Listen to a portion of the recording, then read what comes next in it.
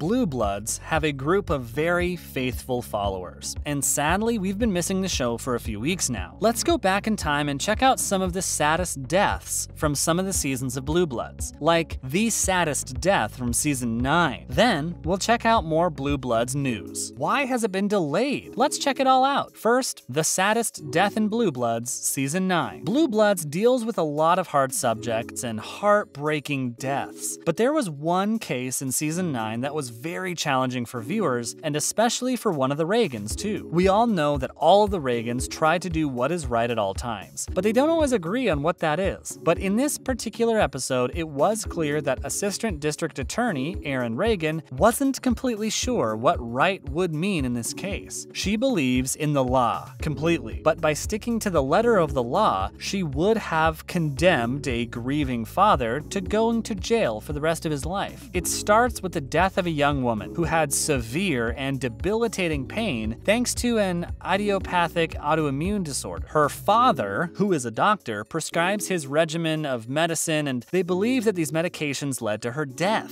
Then they find poison in her system, and he admits that he helped his daughter commit suicide. He is heartbroken by her death, but he does believe it was what she wanted. Her mother, on the other hand, wants him punished fully. In the end, Erin decides that the woman would never want her father to rot in prison, and after convincing the girl's mother of the same, she charges him with manslaughter and recommends no jail time. Why was this such a sad case? Because the father didn't want his daughter gone. He wanted her with him. It was a super complex case that has a lot of gray areas. Despite what your own opinions are on assisted suicide, the family's turmoil was hard to see. And the fact that Erin, who is always so sure about what is right, was having such a hard time with doing the right thing was difficult to watch too. The entire situation was just really sad, and that is what makes the saddest death in the entire season 9. Next, the saddest death in Blue Bloods season 10. How about season 10? Let's check out the saddest episode in that season. During season 10, the Reagans, as always, were facing a lot of really big challenges. For example, Nikki, Erin's daughter, was moving away from her, and Jamie and Eddie needed to learn how to balance their professional and personal relationships. Eddie needs to get a new partner, and Jamie becomes a supervisor. Eddie and her new partner Addison get involved in a firefight, and Addison shoots and kills someone who he believes is a perp. The only problem is that it turns out that she is an undercover cop. In most cop shows, the death of a fellow officer is always one of the worst things that can happen. But what makes it so much worse is the fact that it is a cop that killed one of his own. Tensions run high, and Eddie even ends up in a fist fight in the precinct. One with really bad timing, since it's Frank himself that comes around at that very minute and breaks up the fight and reminds everyone that they should be honoring the fallen member and not fighting among themselves. Watching the effects that the shooting had on Officer Addison was really painful. For most good cops, at least, any shooting always plays out in their mind. But something like that is inconceivable. Frank had to stop him from turning in his badge, and honestly, most scenes were just really hard to watch. Now, the saddest death in Blue Bloods season 7. Season 7 might have given us one of the saddest deaths in all of Blue Bloods history, and that is saying a lot, since there's always an episode or two that leaves us all ugly crying. But this episode was particularly heartbreaking. The death of a child normally is. Reverend Darnell Potter has been a familiar face on Blue Bloods since the second season when he started speaking out against Frank Reagan and the entire New York Police Department. But when a loss touches his own life, he needs to trust the police, and the Reagans in particular, to give him some answers. Potter's son Michael gets killed thanks to a gang initiation. He was an innocent on his way home from school when he was murdered. It's always hard to watch a story about the death of a child, and the scene where we see the crime scene with a dead child is really painful to watch. But when you just think they couldn't make the episode any sadder, the Blue Bloods writers managed to find a way. They find the killer, and instead of some enemy of Potter, it's actually someone that he used to mentor and that he tried to help. How incredibly sad is that? The moment when Frank shares that it was Potter, who he trusted, who killed his own son was heartbreaking to see. Both just fathers grieving their sons, their differences set aside. Are there any really memorable deaths that you remember from Blue Bloods? Share them with us in the comment section. We love to hear from you guys. Next up, we'll take a step away from the sadness and see some other Blue Blue Bloods news, like why the show has been delayed in the last few weeks and so much more. Why has the show been delayed? Blue Bloods Season 12 is airing on CBS right now, but for the past few weeks it's been off of the screen completely, or they have aired old episodes at other times. What is happening? Should fans be worried that the series has suddenly been canceled mid-season? Luckily for us, it is nothing like that, and you don't have to worry. The show will return very soon. Thanks to the Winter Olympics that are being broadcast on CBS, the schedule has been changed around a lot. And it hasn't only been Blue Bloods that's been affected. All the NCIS shows have also needed to take a break, and The Blacklist has also had schedule changes. But don't worry, it won't be long before Blue Bloods is back to its original scheduling, and we can have our weekly family dinners with the Reagan family. Why was Linda killed? Danny got some answers about the people who killed his wife, and he managed to get justice for her murder. But even now, seasons after Linda's death, fans still want to know what happened and why a beloved character and member of the Reagans was so suddenly killed off the show. They didn't even properly do it in an episode. We just got back to season 8 and she was dead. Even if they did show her death later on, it felt really rushed. As someone who watched the show from the start, I was seriously confused by the first episode in season 8. It felt like I had to have missed an episode somewhere. But no, things just completely changed during the time off. And ever since, there have been a few theories about why Linda was killed off. Amy Carlson only gave a vague answer how she was thankful for the show and the fans, but no real reason why she left the show. Then, during a panel, some of her co-stars said that they were sad that she decided to leave the series and follow other pursuits. But Carlson was appalled by these comments and said that normally a show discusses a character's departure from the series with them. It sounds like she decided to move on, and instead of giving her character the send-off she deserved, the writers just wrote her out without discussing it with her. A disappointing ending to a loved character. Lastly, why the season 11 finale was planned that way. I won't go into too many details about how things ended during the season 11 finale, in case some fans still need to watch it, but I will say it was a bit of a full circle moment. It went back to the first season and how the family needed to stick together to help out one of their own. And there was a really good reason that they planned the 2-hour season 11 ender in the way that they did. Kevin Wade, the showrunner of Blue Bloods, said that very early on in season 11, they were told by CBS that the season would end on 2 episodes running back to back. So understandably, he was scared that it meant that they were planning on ending the entire series then. That is why he made sure the 2-hour finale would not only be a great ending to the season, but would also be a great finale to the entire series if it needed to be. And I must say, it really was. I had to search if Blue Bloods were coming back because it felt so final. Luckily, they have renewed and are still going strong. Chances are that Blue Bloods will still be around for a while. How long would you keep watching Blue Bloods? Let us know. Thanks for watching.